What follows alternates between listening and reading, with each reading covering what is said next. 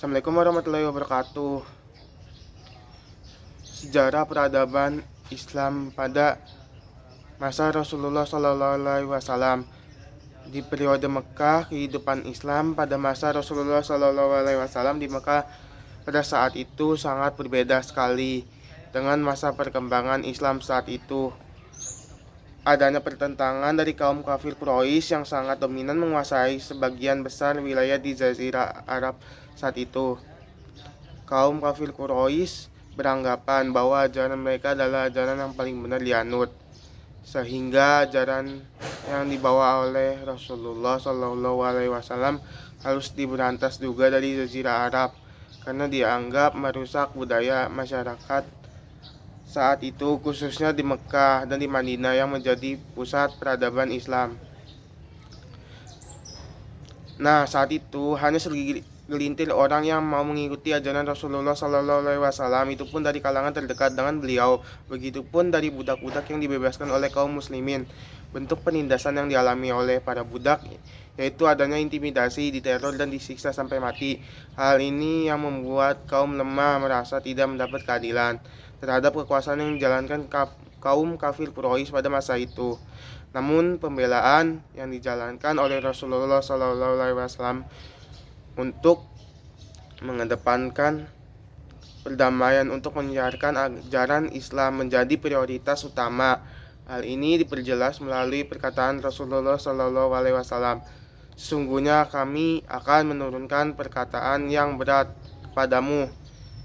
Nah, yang pertama, strategi syiar yang dilakukan Rasulullah SAW pada periode Mekah. Nah, yang A, penyebaran Islam yang dilakukan Rasulullah secara sembunyi-sembunyi. Nah, pada periode ini, 3 tahun pertama, dakwah Islam dilakukan secara rutin, sembunyi-sembunyi. Rasulullah mulai melaksanakan dakwah Islam di lingkungan keluarga. Mula-mula istri beliau sendiri, yaitu Khadijah, yang menerima dakwah beliau. Kemudian Ali bin Abi Thalib, Abu Bakar, sahabat beliau, lalu Zaid, bekas budak beliau. Di samping itu juga banyak orang yang masuk Islam dengan perantara Abu Bakar yang terkenal dengan julukan As-Sabiqun Awalun, orang-orang yang lebih dahulu masuk Islam. Rumah yang dijadikan markas untuk berdakwah yaitu Arqam. Penyebaran Islam yang dilakukan Rasulullah SAW secara terang-terangan. Nah, yang A, tahapan untuk keluarga dekat. Penyebaran Islam secara sembunyi-sembunyi berlangsung secara 3 tahun sampai turun wahyu berikutnya yang memerintahkan dakwah secara terbuka dan terang-terangan.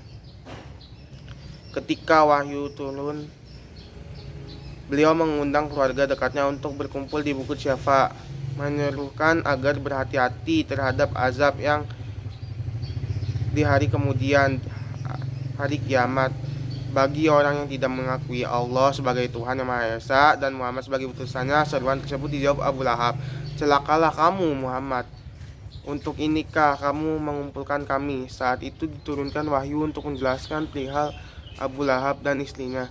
Perintah dakwah secara terang-terangan dilakukan oleh Rasulullah SAW seiring dengan jumlah sahabat yang semakin banyak dan untuk meningkatkan jangkauan seruan dakwah. Karena diyakinkan dengan dakwah tersebut banyak kaum Quraisy yang akan masuk Islam. Di samping itu, keberadaan rumah Arqam Ibnu Arqam sudah diketahui oleh Quraisy. Yang B, tahapan untuk umum.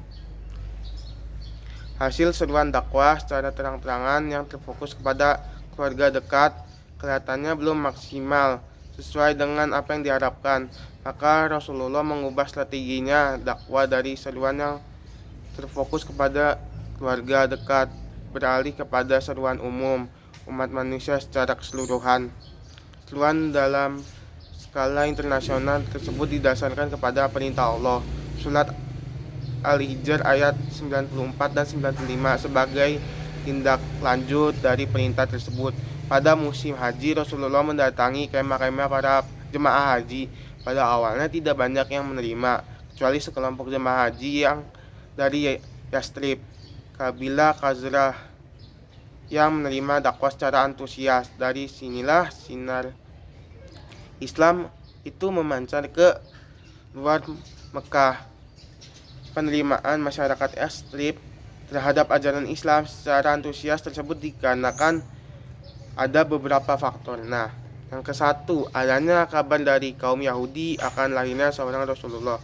Yang kedua, suku Aus dan Khazraj mendapat tekanan dan ancaman dari kelompok Yahudi. Ketiga, konflik antara Khazraj dan Aus yang berkelanjutan dalam rentang waktu yang sudah lama. Oleh karena itu mereka mengharapkan seseorang memimpin yang melindungi dan mendamaikan mereka. Berikutnya di musim haji pada tahun ke-12 Rasulullah Muhammad SAW, Rasulullah didatangi 12 orang laki-laki dan seorang wanita berikrar kesetiaan yang dikenal dengan Baiat al-Aqobah. Mereka berjanji tidak akan menyembah selain kepada Allah Subhanahu wa taala, tidak akan mencuri dan berzina, tidak akan membunuh anak-anak dan menjauhi perbuatan-perbuatan keji serta fitnah, selalu taat pada Rasulullah dalam yang benar dan tidak mendurakainya terhadap sesuatu yang mereka tidak inginkan. Berkat semangat yang tinggi yang dimiliki para sahabat dalam mendakwahkan ajaran Islam sehingga seluruh penduduk Yastrib masuk Islam kecuali orang-orang Yahudi. Musim haji berikutnya 73 orang jamaah haji di Yastrib mendatangi Rasulullah, berikrar akan selalu setia dan melindungi Rasulullah SAW dan menetapkan keimanan kepada Allah dan Rasulnya ditempatkan yang sama dengan pelaksanaannya Bai'ah al-Aqobah 1 tahun lalu yang dikenal dengan Bai'ah al-Aqobah, dan mereka bersepakat akan memboyong Rasulullah ke Yastrib. Inilah untuk dakwah Rasulullah secara umum, dakwah kepada semua manusia yang datang dari seluruh penjuru bumi berhaji ke Mekah. Tokoh-tokoh yang berperan penting dalam penyebaran Islam di Mekah pada masa Rasulullah: Khadijah binti Khuwailid, Ali bin Abi Thalib, Zaid bin Harits, Abu Bakar As-Siddiq, Umar bin Khattab, Utsman bin Affan, Abbas bin Abdul Muthalib, Hamzah bin Abdul Muthalib, Zafar bin Abi Thalib. Pelaksanaan pendidikan Islam di Mekah oleh Rasulullah SAW. Pendidikan tauhid dalam teori dan praktek. Nah, selanjutnya Rasulullah SAW memperoleh kesadaran dan penghayatan yang mantap tentang ajaran tauhid sebagaimana tercermin dalam surah Al-Fatihah. Nah, di sini pokok-pokoknya adalah yang pertama, bahwa Allah adalah pencipta alam semesta yang sebenarnya dialah satu-satunya yang menguasai dan mengatur alam sedemikian rupa sehingga merupakan tempat yang sesuai dengan kehidupan manusia. Yang kedua, bahwa Allah telah memberikan nikmat, memberikan segala kebutuhannya bagi semua makhluknya. Yang ketiga, bahwa Allah adalah Raja hari kemudian. Bahwa yang selanjutnya keempat, bahwa Allah adalah kesembahan yang sebenarnya, yang satu-satunya. Yang kelima, bahwa Allah adalah penolong yang sebenarnya. Selanjutnya yang terakhir, bahwa Allah sebenarnya membimbing dan memberi petunjuk kepada manusia. Yang kedua, pengajaran Al-Quran di Mekah. Pada masa permulaannya turun Al-Quran sewaktu Rasulullah SAW mengajarkan Islam secara sembunyi-sembunyi. Para sahabat mempelajari Al-Quran di suatu rumah Arqam bin Al-Ibi Ilkom untuk membaca Al-Qurannya, memahami kandungan setiap unsur-unsur Allah dengan jalan bermudarasah dan bertadarus. Setelah Umar bin Khattab memeluk agama Islam, mereka dengan bebas membaca dan mempelajari Al-Quran. Rasulullah SAW menganjurkan kepada para sahabatnya supaya Al-Quran dihafal dan selalu dibaca, dan diwajibkan membacanya dari ayat-ayat dalam sholat, sehingga kebiasaan membaca Al-Quran merupakan bagian dari kehidupan mereka sehari-hari, menggantikan kebiasaan membaca syair-syair indah pada masa sebelum Islam.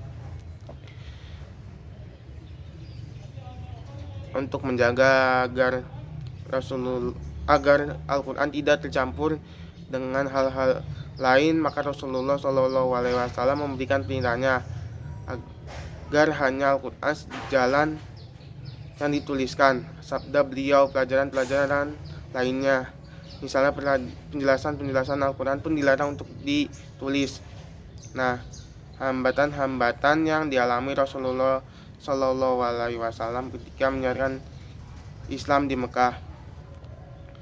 Rasulullah Shallallahu Alaihi Wasallam pun tidak luput dari tipu daya dan siksaan, diintimidasi, dimaki dan dimusuhi. Bahkan ada usaha untuk membunuh beliau, namun Allah menyelamatkan tiada. Nanti beliau berlindung dan berdoa kepada Allah. Tak sedetik pun Allah luput dari hati beliau. Kaum Quraisy tak hanya mengundang beragam intimidasi dan siksaan untuk menakutkan Rasulullah Shallallahu Alaihi Wasallam dan kaum Muslim. Mereka mulai menerapkan strategi baru, yaitu perang psikologis. Berbagai tipu muslihat dirancang. Rasulullah Shallallahu Alaihi Wasallam diminta menunjuk mukjizat, diolok-olok isi yang dibawa, diejek dan dicemooh, sedangkan kaum muslim dihina dan dilecehkan. Mereka dibekuk agar tak lolos dari Mekah. Jika mereka kabur dari mencari perlindungan ke Habsyah, kaum musyrik menyusul dan menempuh berbagai cara memulangkan mereka ke Mekah. Meskipun upayanya selalu gagal. Melihat Islam kian berkembang, kaum Quraisy membuka medan perang baru, perang informasi. Aksi ini mereka lakukan sepanjang musim haji. Kabilah yang datang dihadang, lalu dicekoki berbagai informasi miring tentang Rasulullah Shallallahu Alaihi Wasallam. Rasulullah Shallallahu Alaihi Wasallam dikatakan pembual, tukang sihir dan ahli syair. Mekah jadi begitu sempit bagi Rasulullah Shallallahu Alaihi Wasallam, tapi beliau tetap menyampaikan risalah melalui cara yang terbaik. Rasulullah Shallallahu Alaihi Wasallam tetap tabah dan ikhlas.